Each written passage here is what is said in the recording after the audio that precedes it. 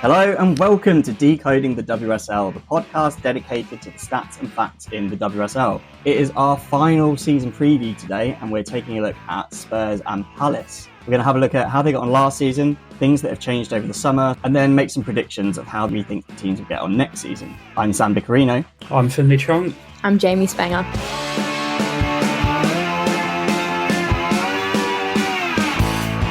Yes, here we are. As I said, it is the final season preview. We're taking a look at a couple of London teams today, Spurs and Palace. And I'm glad to say that I've got two guests on with me today. Renowned journalist, I think award-winning journalist, am I right in saying, Finley Chung? You are. I don't put that anywhere too much, but thank you very much for that. Pleasure to be on. It's great to have you. And I think I have potentially the most jet-lagged person in England. It is Jamie Spangher. Yes. Thank you so much for having me on, Sam. Just got off a flight from Australia, so a bit tired, but looking forward to being on. Back in perfect time ahead of the season. I should say it is Tuesday, the 17th September as we record, so not far to go now until the season starts, only 3 days. Obviously, Spurs and Palace aren't necessarily kicking off on the first day, but Chelsea and Aston Villa will get us underway on Friday, which I'm looking forward to because I feel like it's been a while since the WSL got underway. I've sort of been plugging my football bug a bit with the men's side, but keen to get the WSL back underway. We are going to start off with Spurs.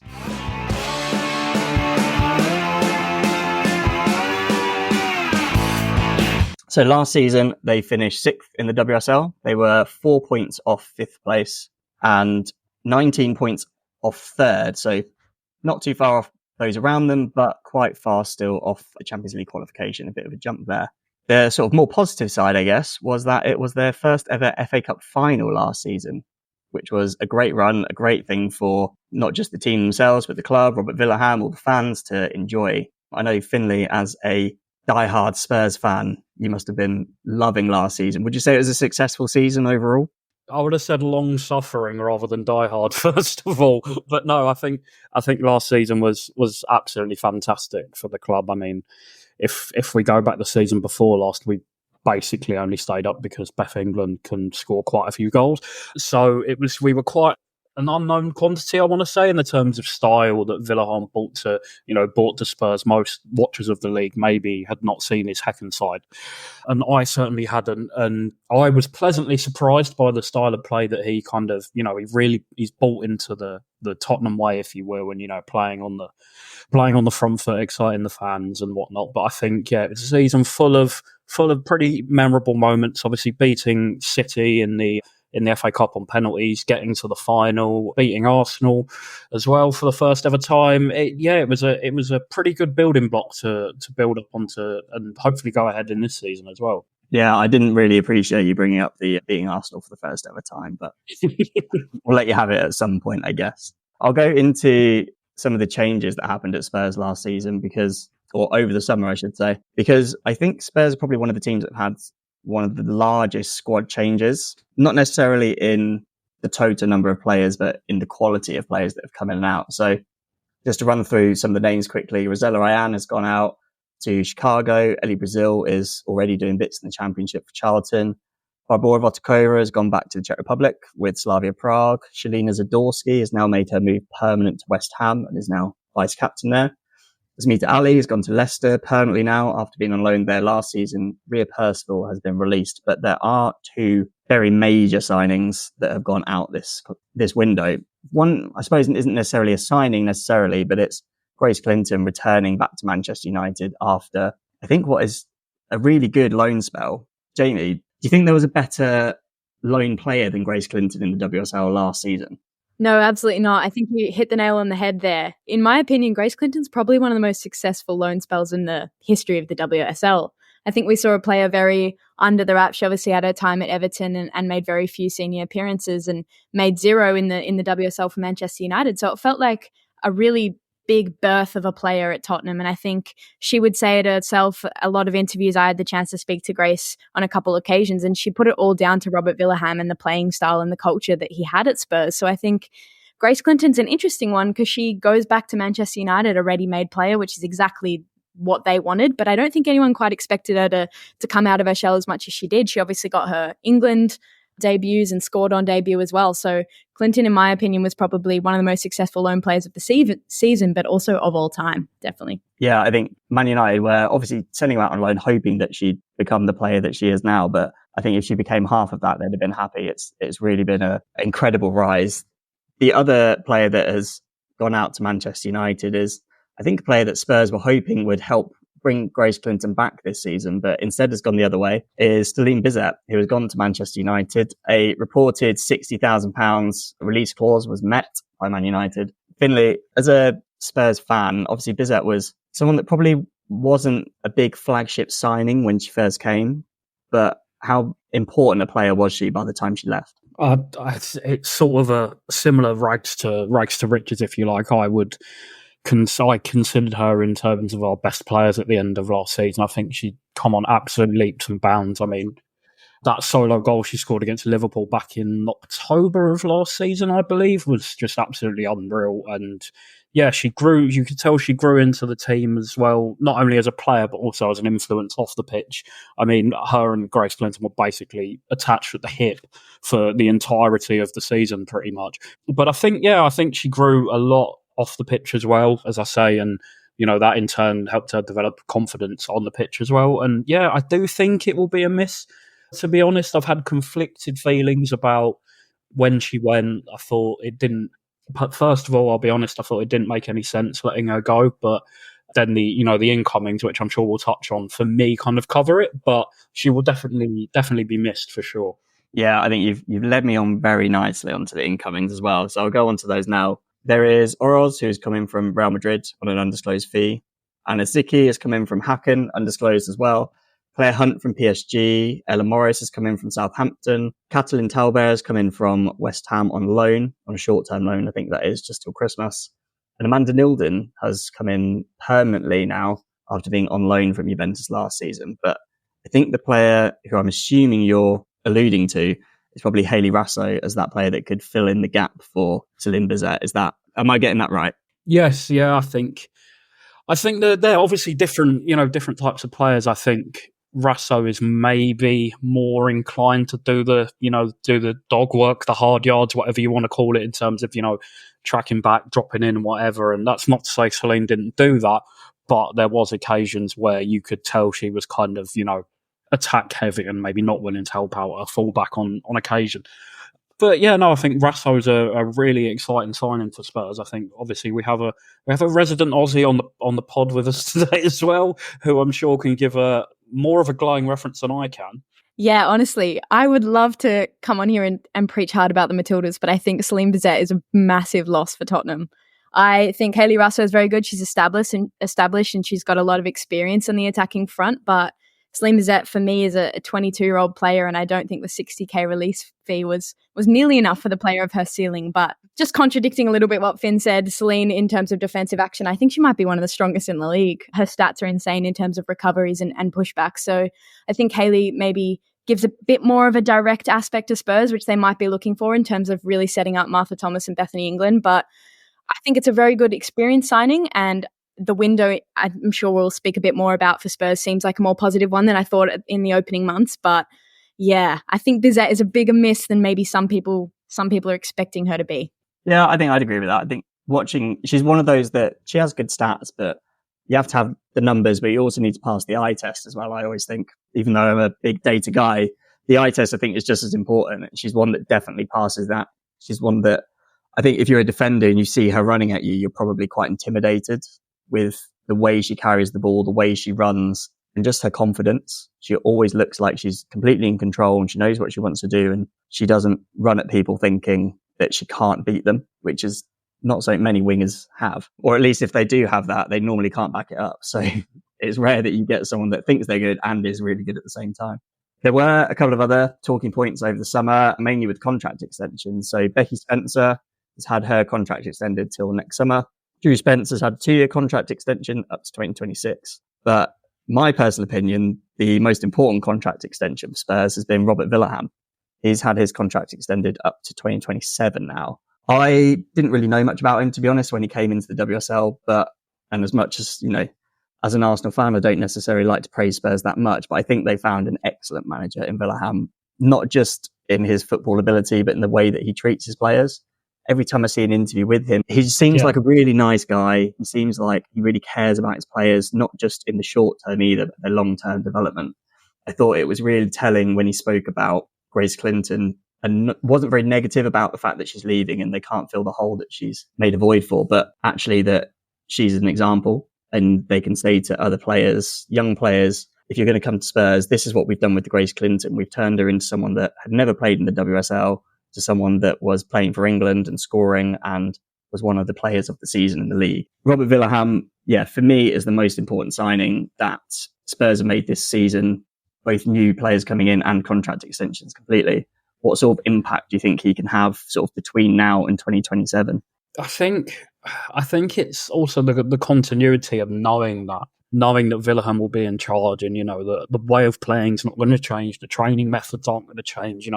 People aren't going to be up in the air or going, we don't know how we're going to play week in, week out, whatever. He seems to have a set plan every week in terms of, okay, this is the opponent. We're still, we're going to play the Spurs way, or we may tweak it a little bit for a Manchester City or for an Arsenal or for a Chelsea, or we may set up slightly differently when we go away to a Palace, for example. But I think you perfectly touched on it there, Sam, as well. He is a perfect advocate for the women's game as well. He's such a nice bloke. And honestly, the way he speaks about protecting his players as human beings, because I think people do forget sometimes that they are humans first rather than footballers. I just think he is the perfect advocate for the women's game as well. And I am so every time. And another thing for me as well is every signing we make, or pretty much every signing we make, always hails a conversation with Villahamn as one of the main drawings to come and join the club. And that for me just speaks volumes. I mean,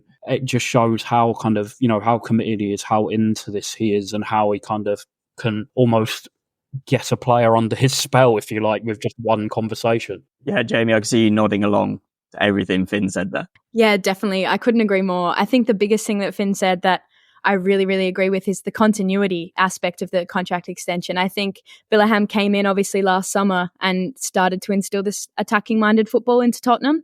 And I think it's very rare that you see that brand of football pay off so quickly like it did. So I think knowing that he's with the club for a few more seasons definitely could very well be more is very nice for Spurs fans and Spurs players alike, because it's this really exciting football that they now get to build on. They've got the foundations and now it's about building that, and it's exciting to watch. And Sam, I'm a bit like you. It's a bit hard to say that I love watching Tottenham week in and week out, but I probably covered them the most out of everyone last season, and that's because Robert Villahamn has made such an exciting brand of football and taken a team that the year before under Ryan Skinner was near relegation. And like Finn said earlier, it was Bethany England and a dream in those last few weeks avoiding that drop. So I think it's the culture he's instilled. He's a likable player. Players can't really stop themselves from speaking about the culture he's instilling at the club. But then again, it's really just the brand of football. And I think it's really, really exciting time to be a Spurs fan.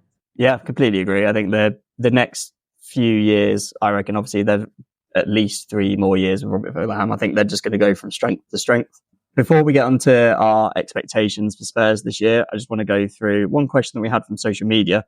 This was from Cam on Instagram. Will Spurs score less goals now that Clinton and Bizet have left? I thought it was quite an interesting question because obviously 2 big players have left, 2 very creative players have left, but the actual goal scorers are largely still here and there's more players of good quality that have come in. Finn, what's your initial reaction to that question? I think you make a good point. I think the main sort of people that carry the goal scoring burden, if you like, are still at the club. I mean, obviously, Clinton and Bizet are both going to be huge losses off the pitch as well as on the pitch. I think the players we've signed in their places have similar but different qualities as well. It's a tough one. It's a very tough one, to be honest, because we haven't, a few of these players, Oroz and Shiki, I believe that's how you say it, haven't played or haven't seen play yet and haven't played in the WSL before. So it's going to be interesting to see how they take to it. I'm going to err on the side of scoring more goals, but only just. Yeah, I think it's difficult because they were both playmakers, maybe not putting away the end product in the end, but they're always catalyst to the attack. So I think it's a big loss. For me, I think it's an exciting season for Jess Naz. I think at the end of the last season, we saw her really jump from strength to strength, especially in that FA Cup semi-final. I think she's a player that is now about to enter her prime. She's obviously just gotten a senior England debut. So I think if I was a Spurs fan right now, I'm really hoping that she begins to get her starting minutes now that maybe Bizet and Clinton aren't taking those spots. So I'm excited for Jess Naz, and I don't think the goals will just come from your average Beth England and Martha Thomas this season. Yeah, I'm going to side a bit with Finn, or not side, but I'm going to agree with Finn in that I think it's going to be slightly more goals this season than last season, because although Clinton and Bizet were very creative players, especially with their dribbling, especially running through, I think Spurs might actually change how they play slightly because of losing two really good dribblers. Obviously, you have got Jess Naz coming in, and she's still going to be good at that, but a player that I think is really going to step up this year is Summanen. She had the most progressive passes last season at Spurs, and I think with the sort of, highlight reel player of Grace Clinton gone, Summanen's going to end up becoming that main creative force in midfield and is going to be doing it with passes rather than carries. So I think there's going to be a slightly different way that Spurs play. Personally, I think it's a little bit dependent on how they set up as well. Obviously, England and Thomas are two fantastic forwards, but I think they play better when only one of them is on the pitch. They both play really well as that single central striker, when they've got creators behind them and wingers running off them, that kind of thing. I think if they can get a good balance of playing them separately and giving them both a lot of pitch time, they'll both do better for it. But yeah, I think they scored 31 goals last season, Spurs did, in the league. And yeah, I could see them getting 30 plus again. So I'll lead that into my expectations for the year. I put Spurs to have less success in the Cups. They obviously did really well in the FA Cup last year. They had the opportunity and took it. I don't think they can get quite the same result this year. I think there's going to be a bit more focus on the league. After saying about how good Spurs are, how much I think Robert Villahamn's fantastic, I've actually said that I think Spurs are going to regress a little this season. I think the 5 teams that finished above them last year have got probably only better, or if not, have got no worse. But I think Villa have improved a lot more than Spurs have over the summer. So I think they'll usurp them, and I think that then means that Spurs end up finishing 7th this season. But I think there'll be a bit of a gap between 7th to 8th. Probably that sort of 4th, maybe 5th down to 7th is going to be really close. I could imagine there being 3, 6, 9 points between them at the end of the season. But yeah, I'm going to go for Spurs finishing 7th this season. Finn's covered his mouth, I think, in disgust. But I'll go to Jamie first. Jamie, how do you think Spurs are going to get on this season coming? Yeah, I'm on your page, unfortunately. I do think they're going to regress this season, not for any reason other than it's a big turnover and there's a lot of key players that I think are leaving.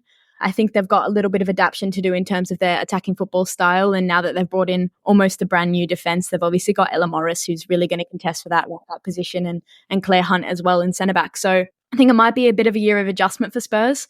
I do think the League Cup could be a go for them, depending on how Man City and Arsenal go in Champions League qualifiers. If they're in the group stage, it could be a little bit different.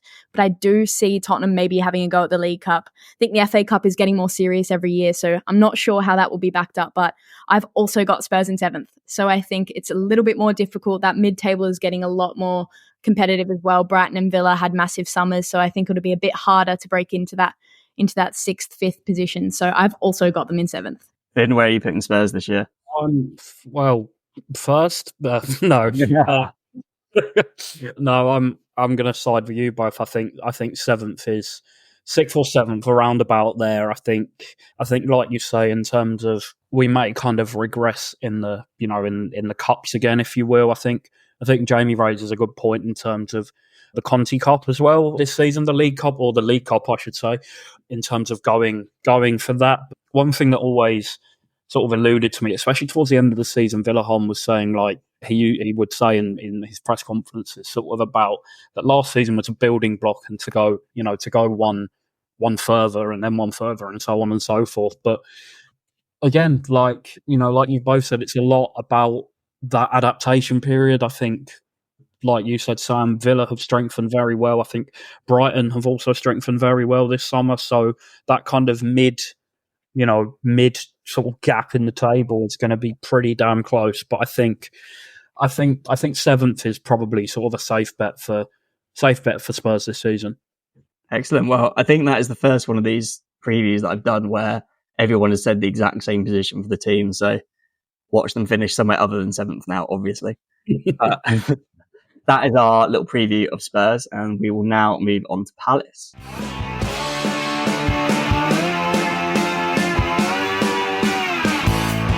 So Crystal Palace last season obviously won the championship. That is why they are the new kids on the block in the WSL. They finished 1 point ahead of Charlton in second place, so it was close, albeit Palace's big plus last season was their goal scoring. They scored 55 goals over the season. No one else scored 40.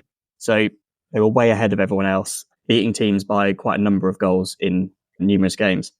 2 of the 3 top scorers in the league were from Palace. So third place in the league was Annabelle Blanchard. She scored 11 and she is still around this year. Unfortunately, the top scorer in the championship last season, Hughes, has suffered an ACL injury, although that was in April. So she's definitely going to be missing the start of the season, potentially missing a lot, if not all of the season, which is pretty bad news for Palace. You know, they are coming up into their first ever WSL season. They want to make an impression, but yeah, I don't think they're going to have quite the same goal scoring when they've lost their top scorer. Yeah, let's have a look at what's changed over the summer. So there has been quite a lot of incomings, as you'd probably expect from a newly promoted side, but there have been quite a few outgoings as well. So I'm just going to run through those quickly. We've got Polly Durant, Natalia Negri, Shauna Guyat, Kirsten Riley, Ellie Noble, Fran Kitching, Anna Fidley, and Annabelle Johnson. They've all left the club either to go elsewhere, or I know Annabelle Johnson's retired.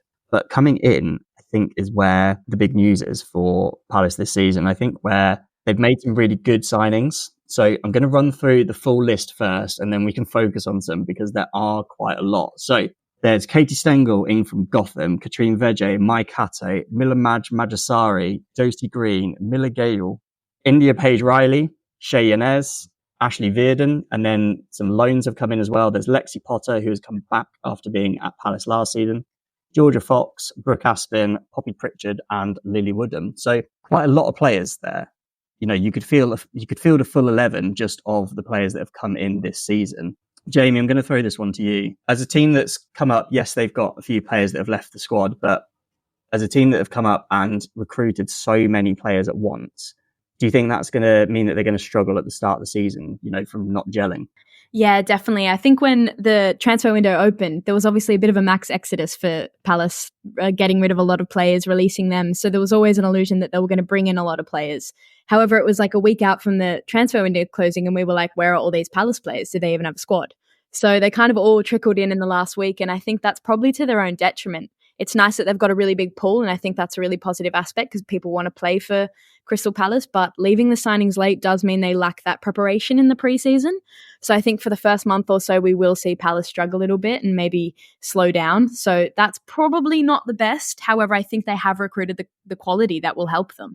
Yeah, I'm kind of in agreement. I think the overall quality is going to be enough to be a WSL quality team. It's just kind of about whether they can gel quickly, I guess. They'll probably struggle at the start of the season. It will be a smile on Finn's face that they're playing Spurs away first game of the season. Hopefully that'll be the best time to play Palace. I'm going to throw this one to Finn first, but we've got a question in from social media, which is from Molly on Instagram, who asks, which Palace players should we look out for this season? Finn, do you think there's any that are like currently at the club, or any of those new signings that you think can really make an impact in the WSL? That's where do we start? We've got plenty of choice. I'm gonna fly the flag for Josie Green a little bit. Obviously, ex-Spurs. I've spent 6 years at Spurs. I sort of fell out of favour towards the end, and I just love seeing her do well now. And she did very well at Leicester last season, and will add vital experience to the Palace midfield. I think, as you say, Sam, was it Lexi Potter rejoining on loan again from Chelsea? I think that's important as well, because she's kind of been there throughout the promotion, the blood, sweat and tears of a promotion campaign, and she kind of adds that almost that element of continuity where it seems to be chaos around her from sort of positional ins and outs. And I also think Poppy Pritchard as well is one I'm very excited about. She's scored 13 in 13 for the England under-19s, and she's just kind of put that sort of level of football alight, really. And it's almost a perfect environment, you'd say, for her to grow in senior women's football and, be able to kind of, play at the top level on, hopefully, for her, a regular basis. Yeah, I agree with that. I think Poppy Pritchard's one that When I initially did the Man City preview, it hadn't been announced. It was before the transfer deadline that she was going to be going to Palace. And I was actually saying that depending on games that come up, some of the easier games within the league, probably things like Palace and West Ham, they may actually give her minutes because I think she's getting to that point where she's good enough that she could play at a team like Man City. Not necessarily starting loads of games, but, she can come on for the last 20 minutes or so. Jamie, how about you? Were there any players in that list, especially the ones that have come in, that were ones that you think will really make an impact? Yeah, I think two for me. One of them is Lily Woodham. I think there's a growing Welsh contingency at Crystal Palace right now, so it's nice that those players kind of see themselves at national team level and come into Crystal Palace already knowing each other. I think she's a really, really experienced player, and that's probably what Palace need coming into the WSL. It's a new environment for a lot of these younger girls, so getting a player that's experienced all over the world at top level is really beneficial for them. Another one for me, I might butcher this name, but I have tried to research how you say it, is Millie Guy, I think you pronounce it. She's a striker, so that's very exciting for Palace, and she's 24, so she's got some experience under her belt, and I think in the absence of Elise Hughes, which is going to be a really big hit for Crystal Palace, I think bringing in a striker that is young, dynamic, and in exciting form that will be really, really beneficial for them if they want to contest in the WSL. Yeah, sounds good. They've also brought in terms of strikers, they've also brought in Kate Stengel back from Gotham. Obviously, she spent some time at Liverpool beforehand. I was looking at, it wasn't specifically for this or anything, but I was looking at some stats generally the other day, and her name kept popping up from when I was looking at it a few years ago, because when she was in the league, she was a very clinical striker. But, the amount of shots she had, she was scoring a lot of goals. So to get her in after, leaving Gotham, playing in the NWSL, I think will be a big boost, and someone that, I know it's a cliche phrase, but knows the league. Someone else that I think is actually going to be, that we've not mentioned, that I think could be quite a big influence is India Page Riley. She's obviously come over from PSV. I sort of noticed her at the World Cup a couple of years ago for New Zealand and thought she was probably one of their better players in a team that wasn't really expected to do that well. I thought she stood out and was a real influential player for them. One of those that didn't necessarily look at the stats that much, but definitely passed the eye test. So if she's kept that sort of quality up, bringing that into Palace, I think she can be a starter and hopefully someone for them, for their sake, that will do well for them this season. In terms of our expectations for the year, I've not really looked at Palace in cup competitions. I don't think that's going to be their priority this season. Coming up into the WSL from the Championship, there's a bit of a gap. Your priority isn't to go and try and win the Conti Cup or the League Cup or the FA Cup. It's to try and stay up. And I think they're going to do it. I predicted them to finish 11th. I think they've brought in enough talent to avoid relegation. They will have a bit of a poor start to the season, I think, not just because they're playing Spurs, but just because they're not gelled that much. And I think they've got enough, got enough to take some points away from teams like your Leicesters, your Brightons, your Evertons, those sort of teams. But also, I think they're just going to do better than West Ham this year. I think West Ham have regressed, and I think Palace have overall improved. So, my prediction is they're going to finish 11th, not necessarily flying high, but they're just about going to stay in, and we'll use it as a building block for the future. Finn, what about you? How do you think Palace are going to do this season? Yeah, I can once again concur. I think they're better equipped to kind of stay in the league as well. It brings about the wider conversation of being a women's team affiliated to a Premier League club as well, rather than, Bristol, for example, Bristol City last season. But no, I concur with you. I think the talent is 100% there. I think they will have a slow start while they all kind of, get to know each other's games, get to know each other's rhythm, etc. But, in those games against your, with no disrespect to your West Hams, your Leicester Cities and things, I think they're going to be looking to pick up maximum points from those and maybe spring a shock or two on some of the so-called bigger clubs, and I think that would just do them enough to stay up. So I'm going to say 11th as well. Right, well, I'm not going to agree with you this time because I'm going to try throw a curveball. I was going to say 11th, but I'll say two scenarios. I think it could be a situation where the team maybe don't really gel as quickly as we'd hoped, and it might be one of those situations where they're looking to rectify a bit too much in the second half of the season. I think that could see them get relegated and go back down, but I don't think that will be the case. So I'll say 10th, just to not say 11th. I think if you compare it to last summer, the quality that Crystal Palace have coming into the WSL compared to Bristol City is absolutely night and day. I think they've been able to pull, like Finn said, it is a lot to do with that Premier League backing, and they can really financially go into this season and be like, okay, let's do this properly and let's scour for the talent that we need. So I think that they'll be able to stay up. And like you said, Sam, I don't think West Ham have done enough to fill the gaps of those players that they lost earlier in the transfer window. So I think they'll be really treading water and struggling to stay afloat in that aspect. But I can't really think of another team that Palace might trump over. So I might say Leicester City just to say 10th and not copy you guys again. That'll do. Anything to be a bit different.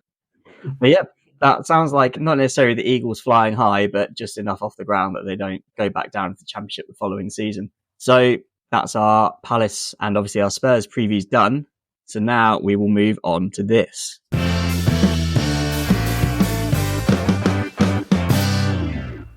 Yes, here we are. It is everyone's favourite game show. We are in for another game of Know Your Stat. We have two newbies to the game today, in Finn and Jamie. So for the first round, Finn, as you are first on my screen, you're going to go first. But Jamie, you get to pick the round. Would you like the round about Spurs? Would you like the round about foreigners? Or would you like the round about goalkeepers? Let's go goalkeepers. Okay, so I would like you to name for me the goalkeepers that made 20 or more saves in the WSL last season. There are 18 correct answers. Obviously, take it in turns. If you take too long, I will time you out. If you get an incorrect answer, I will let you know. Finn, to go first. Dive straight in with Mackenzie Arnold. Yeah, that's a safe bet. She was third. I'm going to say Mary Earps. Mary Earps was fifth with 60. Oh, I'm going to go with Becky Spencer. Becky Spencer was eighth with 45. I will go Kiara Keating. Yep, Kiara Keating, 57. Comfortable. I'll go with Manu Zinsberger. Manu Zinsberger had 33, 11th on the list. A little bit lower down, but still correct. I'll go Courtney Brosnan. Courtney Brosnan was number one, 95 saves last year. She's pulled that one out, hasn't she? Oh, God, I am going to go... It's a bit of a risk, but I'm going to go Hannah Hampton. Hannah Hampton made 22 saves. She is a correct answer, but only Oh, this is risky because I don't know. She shared her time in goals, but I'm going to go Rachel Laws. Rachel Laws made 40 saves. Oh, wow. Way above the 20 threshold. Oh, dear. I'm going to go home with Spurs. I'm going to go Votikova. Votikova made exactly 20. Right on the border, but it is a correct answer. Oh, I don't know again. Shared her time, but Janina Leipzig? Yeah, Leipzig was fourth on the list with 68 saves. So that's 5 each, 8 correct answers left. Oh, God. Oh, no. I've held off saying this till now. I'm going to go Van Domselaar. Yeah, Van Domselaar was 7th, 51 saves. Wow, we're going down here. We're going down to the wire. Sophie Bagley. Sophie Bagley, do you know what? I'm surprised you didn't say her earlier. She was second with 80 saves. Oh no, we're running low here, Finn. Yeah. Really overdrive at this point. I am going to go with Tegan Micah. Tegan Micah made 17 saves. Oh no. Incorrect answer. But that does mean, because you went first, Jamie still needs to give me a correct answer to win the round. Annalete made 23 saves. It's correct answer. Jamie Good takes game. the first round. I'll give you the answers that you didn't get. And they were Fran Bentley, made 23. Lisa Kopp was the sort of highest player with 34 that you didn't get. There was Liv Clark with 29, Shea Yanez with 33, and Zachira Musovic with 22. I was tossing up between Musovic and Micah as well. But not many you didn't get, only 5 that you didn't get. So that's a good effort. Not bad. I'm impressed. I didn't think you were going to get that many, to be honest. Well done. We'll go on to the next round then. So, Finn, you get to pick which round we do this time. Would you like to go for the round about Spurs, or would you like to go for the round about foreigners? I wonder. Yeah, it's got to be Spurs, right? Taking the Spurs round. Okay. So, Jamie's going to go first on this one. I would like you to name for me the 12 players that completed 6 or more full 90s in the WSL last season. So that means they need to have started the game and finished the game. There are 12 players and you will get 1 life each on this round. We'll start with Jamie. Amy James Turner? That is a correct answer. She made 11 full 90s. Becky Spencer? Becky Spencer is an easy answer, isn't it? 16. Yeah. I'll say Grace Clinton? Yeah, Grace Clinton only made 9. I thought it'd be more. I was going to say I was worried that she came off too much. Yeah, she was subbed off quite a lot, but 9 full 90s, correct answer. Ash Neville? Ash Neville made the most, 17. Let's go Evelina Summerlin. She's correct answer, 15. I'm staying at the back. I'm going to go Molly Bartrip. Molly Bartrip, same as Spencer, 16 full 90s. Correct answer. Celine Bizet. Celine Bizet, is your life gone? No. Bizet only made 2 full 90s last season. Oh, wow. Started every game. Started a lot, but didn't finish a lot. Oh, wow. On to Finn. So, Finn, if you get this correct, you're going to be sort of half in the lead. Oh, Olga Attinen? That is your life gone. Damn it. But you were closer. The barrier was 6 or more, and Olga made 5. Oh. It's an incorrect answer, but that means you've both lost your life, so it's sudden death. Okay, let me think about this. I want to say Beulah. Luana Beulah made 12 full 90s. More than I expected, but correct answer nonetheless. Amanda Nilden? Amanda Nilden made 8. Correct answer. My gosh, this is hard. There are only 4 correct answers left. Dear me. Yeah, this is hard. Full 90s is hard. Okay, I'm going to risk and go Kit Graham. Kit Graham is an incorrect answer. She only made 2 full 90s last season. So that means, Finn, if you can get this, you'll win the round. It's funny because that was going to be my guess next. I'm going to guess Martha Thomas. Martha Thomas is a correct answer with 7. Finn unsurprisingly takes the Spurs round. That was, you say unsurprisingly, that was very tough. I had me racking my brain. I'll give you the 3 answers that you didn't get, which were Angred James, made 10. Oh. And then there were 2 players that made exactly 6, which were Bethany England, thought you might get. And then I thought I might have given it away. When I said that Becky Spencer made 16, thought you might have worked out that means she didn't play in 6 games, which meant Votikova got 6th. But that is a win for Finn on that round. So into the final round, we are on foreigners, and it will be Finn to go first. So the round is, and this is one where I'm not necessarily expecting incorrect answers, but I may time you out. I would like you to name for me 21 players that played in the WSL last season that were either Australian or American. That smirk from Jamie. Like, yes. No pressure on one of the guests here. Okay, are we going? Right, okay. I'm going to go Mackenzie Arnold first off. Correct answer. Kyra Cooney-Cross. Cooney-Cross is a correct answer. I will say as well, these are all players that played. So if they were named on the bench and didn't play, it doesn't count. Steph Catley. Yep, Steph Catley's correct. Caitlin Ford. Caitlin Ford's correct. Mia Official. Mia Official is a correct answer. Charlie Grant. Yep. Now's not the time for the brain to go blank. What's happened to my brain? It's gone. Sam Kerr. Sam Kerr is a correct answer. Emily Fox. Yep, correct answer. Another American. Alana Kennedy. Alana Kennedy is correct. You were creeping into timing out territory there. Claire Wheeler. Yeah, Claire Wheeler. Played quite a lot for Everton last season. Oh, dear. Kat Macario. Kat Macario is a correct answer. 10 players left. Mary Fowler. Yeah, correct answer. Good answer that. I'm going to creep towards it again. Can I pass? Because I've just gone dead. If you're going to pass, then that does mean that if Jamie can give me a correct answer, she takes the win. Tegan Micah. Tegan Micah, of course it's a correct answer. Whoa. Jamie takes the win. That's unfair advantage, I feel, Finn. No. Fair enough.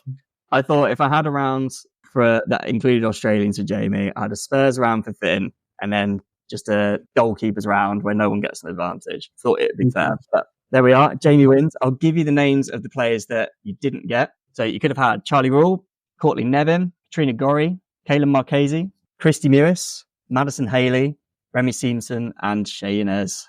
So I think you got maybe other than Courtney Nevin and Christy Mewis and Katrina Gorry, you've got the main players, the players that I was expecting you to get.